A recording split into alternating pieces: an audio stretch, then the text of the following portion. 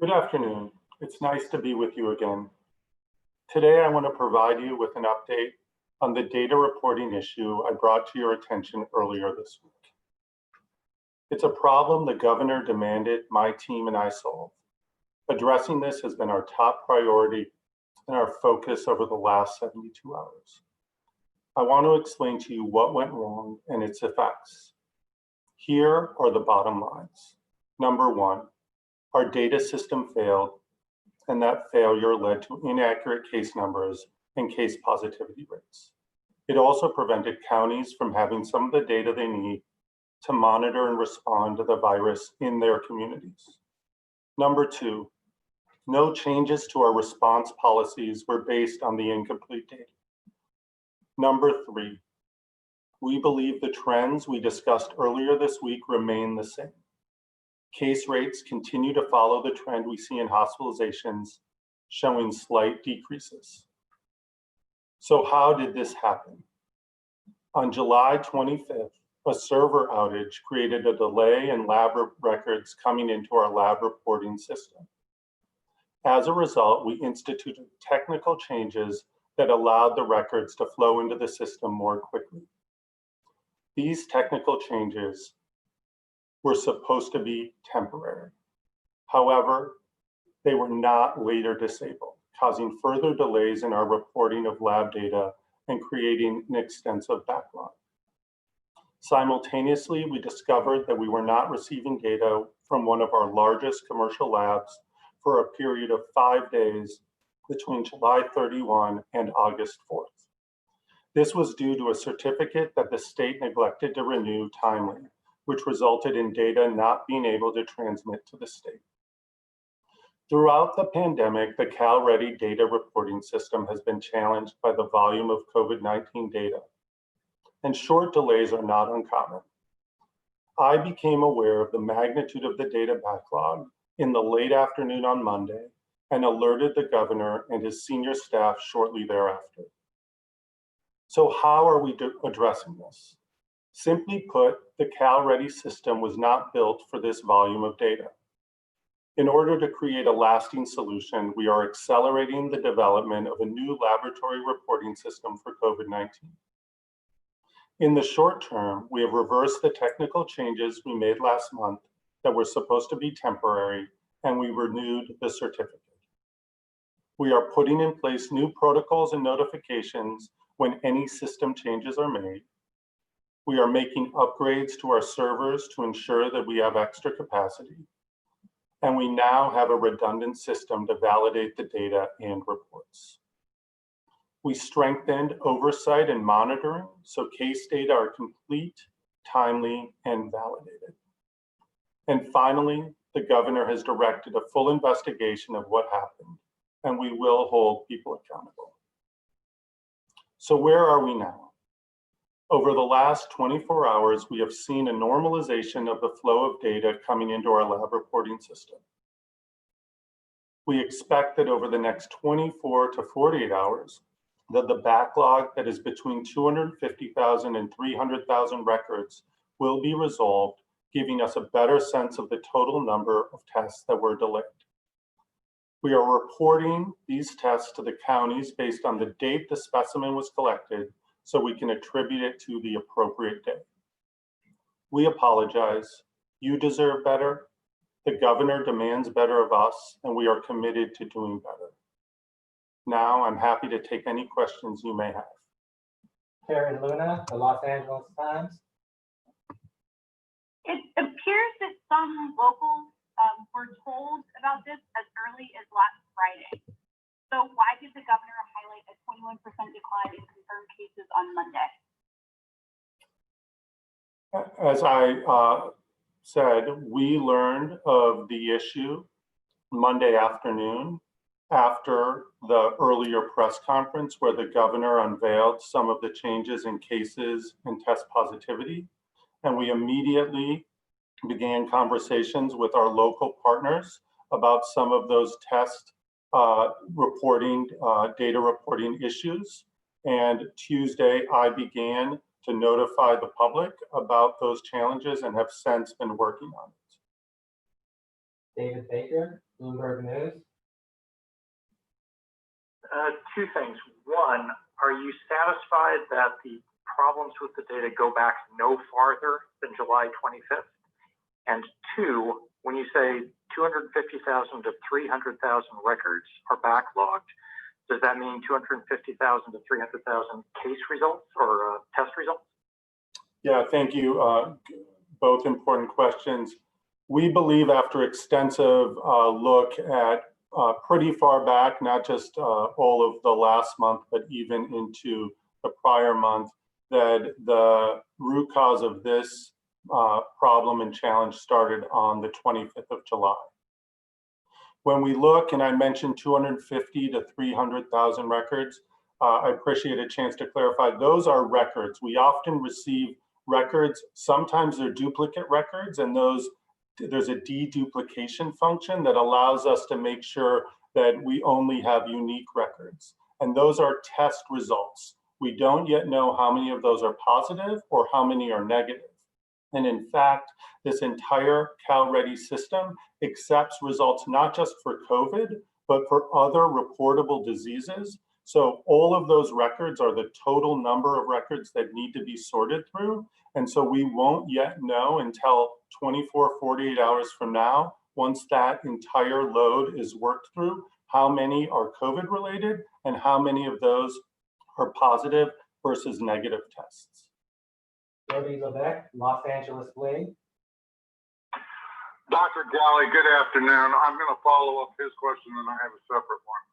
Looking at that data, exactly how far skewed are the results from the 25th of July, or is it going to take a period of time for you folks to work that out? The second part of my question, there's been a growing number of homeless people in Los Angeles County who have hanged themselves. In fact, in 2016, 40% of the suicides were by hanging. According to a Los Angeles Times analysis, that figure shot up to 55%. My question to you is, has the state increased its efforts, especially in mental health preparedness for Californians who are homeless that are dealing with challenges and now the COVID on top of it, and maybe even homelessness caused by COVID? This is particularly critical since so many of them are now not going to have access to the internet or even access to the COVID site. And, obviously for the LGBTQI community, there's a disproportionate amount of them that are young people who are LGBTQ. Sure, thank you for the questions. On the second question, we continue to work with our local partners on increasing and strengthening mental health and behavioral health resources, broadly speaking. We know that the COVID pandemic, both the risk and concern around being infected, and even additionally, the changes to how our daily lives are led create challenges for all populations, and in particular, individuals experiencing homelessness. So we work with our counties. I know Los Angeles County Department of Mental Health, Public Health, and the entire county family is working hard with local partners to increase the availability of those services and to ensure that any trends of increase in suicide, hangings are addressed through not just direct services, but other policy considerations and looking at any additional funding or resources that can go to address those concerns. Sophia Bolo, the Sacramento Bee. Hi, Dr. Ghaly. I'm wondering if you can clarify. So at this point, is the problem fixed? And can you give us an estimate on how quickly you think you guys are going to be able to get rid of that backlog you described? And then sort of related to that, it sounds like you guys have put fixes in place, so moving forward, the numbers are going to be accurate. Can you explain why it's then still necessary to build a new system? So I'll answer your last question first. CalReady has been built, and I mean, many jurisdictions have lab reporting systems and frankly, public health data systems that have been working for a number of different diseases throughout the last many years and decades. COVID-19 certainly as a large pandemic where we're not only reporting hundreds of tests, hundreds of thousands of tests, frankly, not just the positives, but the negatives, really it requires us to build a type of system that will certainly hold all of that information and continue to serve the function that we need. We have been able to use CalReady adequately. We have had some delays in the past and been able to address those delays with both some IT fixes as well as some other programmatic changes. But we feel that at this point, given the importance, the ongoing importance of having the data be timely and accurate and complete, that we're electing to, in parallel to right now, create that new system so we have it at the ready. As far as the time that it's going to take for us to work down the backlog, as I mentioned, we are doing that actively now. We believe it will take anywhere from 24 to 48 hours to work through the backlog. I'll remind you that once we do work through that backlog, there's still an important function that the counties must do to verify those positive labs and to attach all of the demographic information that we've been talking about with many of you: race, ethnicity, sexual orientation, gender identity, tying it exactly to the county and the area of record. So it does take a little bit more time before that gets reported as a positive test on, let's say, the state's dashboard. So we look forward over the next 48 hours, 24 to 48 hours to work down that backlog, support our counties in making sure that the work that they need to do can be done timely so that we can report any new positive tests, and we can understand a little better our total statewide epidemiological curves, understand when and where these positive tests belong over the past couple of weeks, so we can not only do improved contact tracing at the local level, but we can understand what the future state of hospitalizations will be. Because I'll remind you again, hospitalizations lags test results, and those test results in cases allow us to understand what's to come in our hospitals. Janie Har, the Associated Press. Hi, Dr. Ghaly. Counties have been telling us that they notified the state of the problem with CalReady, in July. And since then, the state has continued to make decisions about businesses and school reopenings, and you've added counties to the monitoring list and updated the transmission rate data daily. Why did it take a week or so, or 2 weeks, or whatever, for it to come to your attention? And how much confidence should the public have in the decisions that the state has made in that time? Yeah, I mean, all very excellent questions. We are currently working to understand the sort of communication of this issue within our organization, both the Agency of Health and Human Services as well as the California Department of Public Health. We are aware that individuals there were knowledgeable of some of these challenges, and we are doing a complete look into how that communication both could have been better and where it went wrong. We know that the data has been an important tool of our decision making.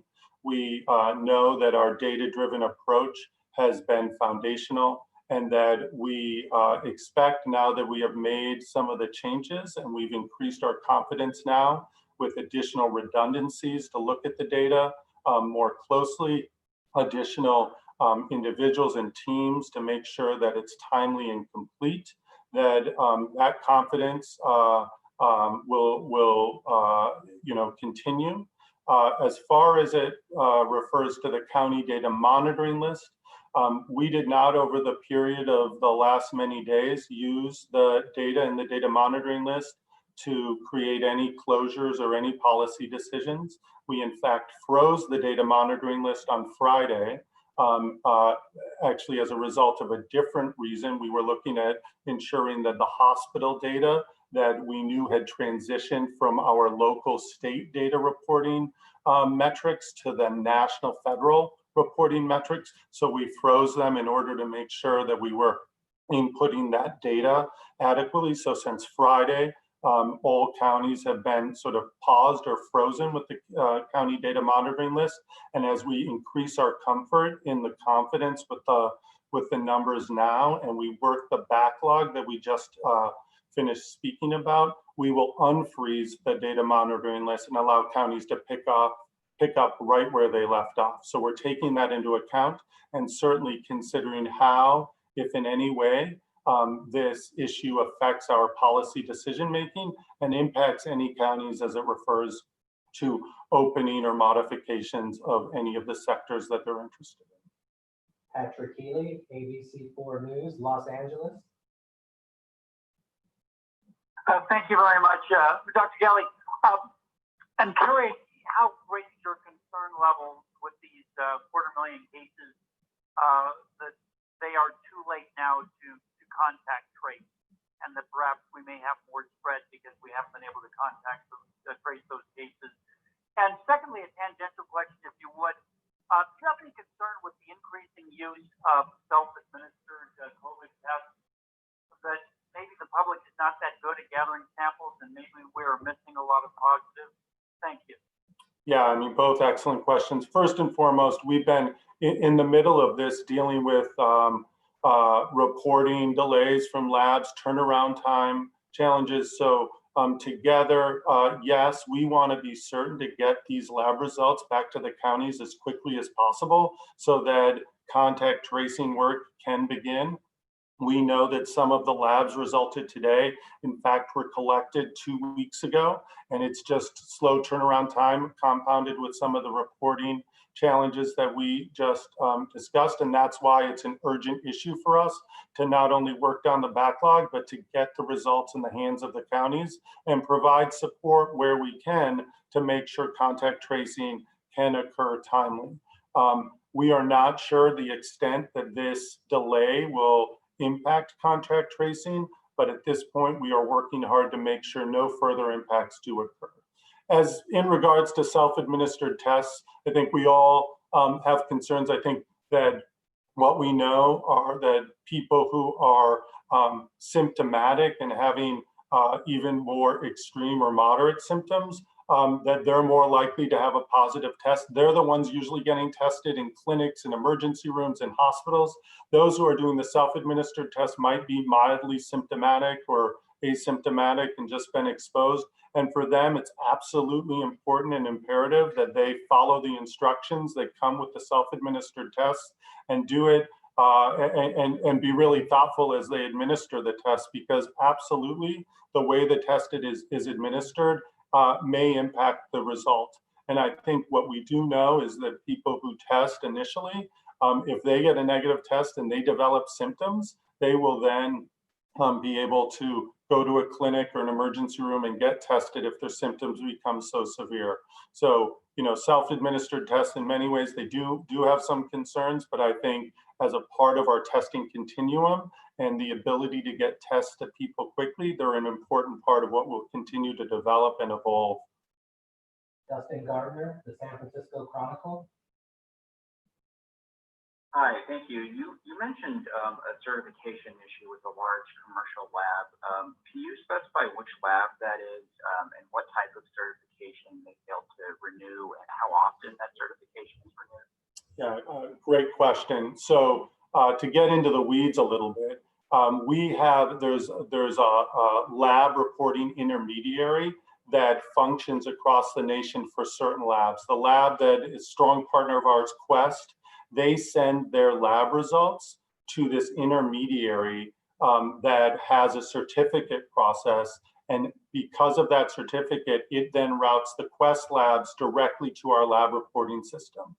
The challenge was that the certificate expired at the end of last month, and for a series of 4 to 5 days, that certificate was not renewed. It required the state to take action, California Department of Public Health, to take action with that intermediary to renew the certificate. As soon as it was renewed, the Quest labs began to flow in back into the state reporting system. That certificate, I believe, is renewed every 2 years. And so this was when it expired, and now it's been renewed. Thomas Fuller, the New York Times. Hi, Dr. Ghaly. This is just three quick questions. Just doing a little simple math, 300,000 cases, potential COVID cases, at a 6% positivity rate would be 18,000 positive cases. So can we say that at most there were 18,000 cases, positive cases that were not reported? Second, just want to make sure that that the breakdown in the system only affected cases and not hospitalizations and deaths. And then third, can you give us a follow-up to the governor's assessment on Monday? Can you tell us if you think the COVID situation has stabilized, is declining, or otherwise, given what you know right now? Sure, all three excellent questions. The first one I'll answer. So just to spend a little bit of time, 250,000 to 300 distinct records. We know that those are not all COVID records because the CalReady system invites all records for all reportable lab tests to the state. A majority of those we know are going to be for COVID-19.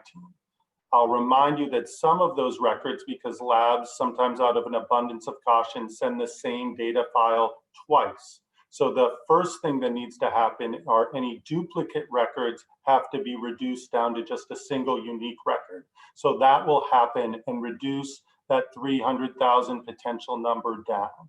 And then those will be divided up into the positives and the negatives. So although your good, quick math exercise could hold true, we will see, frankly, by the number of unique records, how many are for COVID and not something else. And then we'll be able to apply a positivity rate.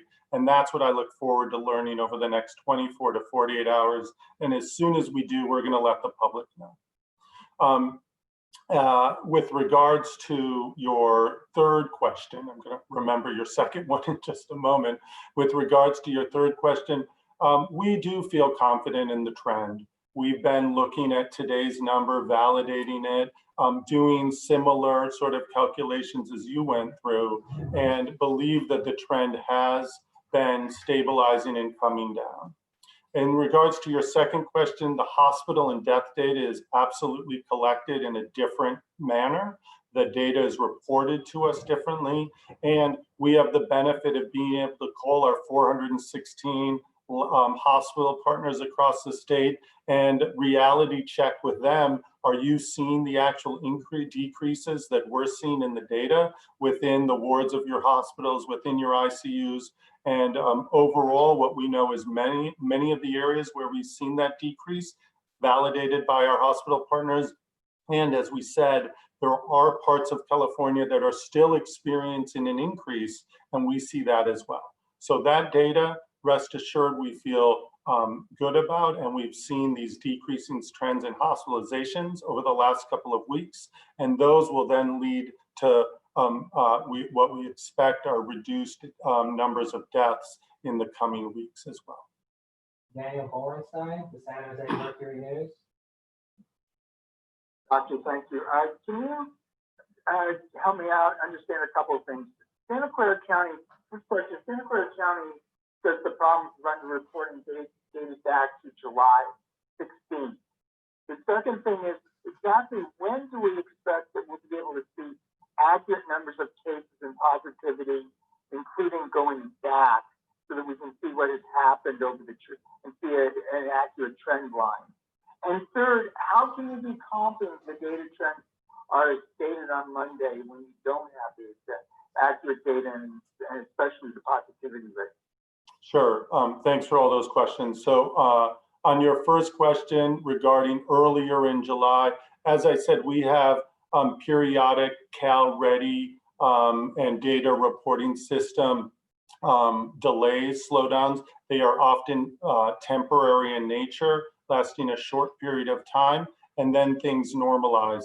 What happened on July 25th persisted for a longer period of time, and as a result, we had a more significant delay, led to some underreporting day over day, and really led to some of the backup that we're seeing.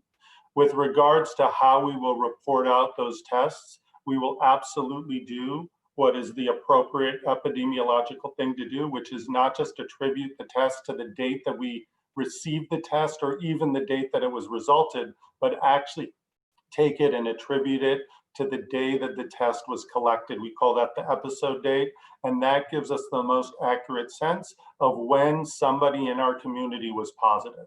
And then in regards to your third question on our level of confidence, we are constantly looking at the data after developing confidence in the ability to capture all of the data and looking at these numbers. Even, for example, today, day over day, we are seeing, although the underlying numbers are different, we believe the trends in fact hold, and we'll be validating that over the next 24 to 48 hours, and especially as we get the fully completed data reports from the counties after they do the bit of work that they need to do with each case.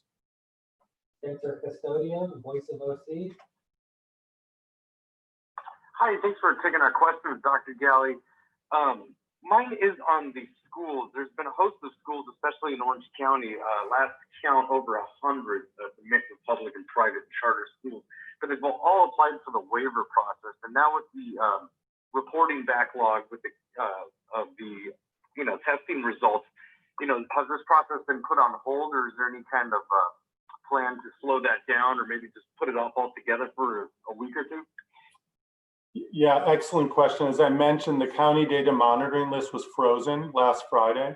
We will only unfreeze it after we have the confidence in all of our data. It's not just accuracy, but completeness. Give us a chance to work with the counties to update what those data numbers look like. And then if counties can proceed with the waiver process, they will be allowed to. We are not putting some time delay on that process now, because we know around the urgency of planning and the questions many parents, teachers, school administrators have around this process, that we look forward to really resuming that once the county data monitoring list is unfrozen, so that our local communities like Orange County can make decisions based on the guidelines of that waiver and the local conditions and decisions. Final question, Aaron Mento, KPBS. Yeah, hi, Dr. Ghaly. My question is similar to some early ones, but I'm still not clear on it, so I want to ask in a different way. Sure. San Diego County is on the monitoring list, and our case rate has been going down and getting us closer to coming off, but it's reporting a slightly lower case rate than what the state is reporting for our region. And I'm actually not talking about what the state has posted on its county data website that currently says 134 for us, but you said that was frozen.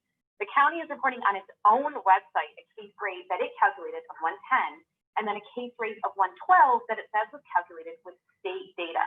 So I'm trying to understand why the county and state case rates are still different, and which one you're going to follow to determine if we come off the monitoring list.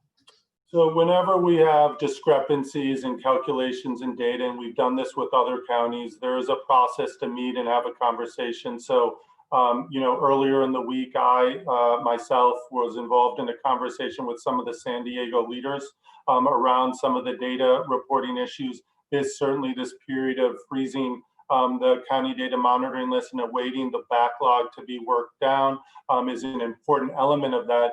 But we have planned conversations with San Diego County about the data to make sure that we not only agree on the number, agree on the metrics and how we calculate those, so those important decisions that you're talking about can be made with complete agreed on calculations and metrics. So with that, I just want to thank you all, your patience joining us on a Friday afternoon. We will continue to work over the weekend so that early next week you can report on the status of the backlog and what it meant in terms of cases and how it impacts the broader sense of transmission across the state. I hope you each have a safe and wonderful weekend, and I look forward to seeing you next week.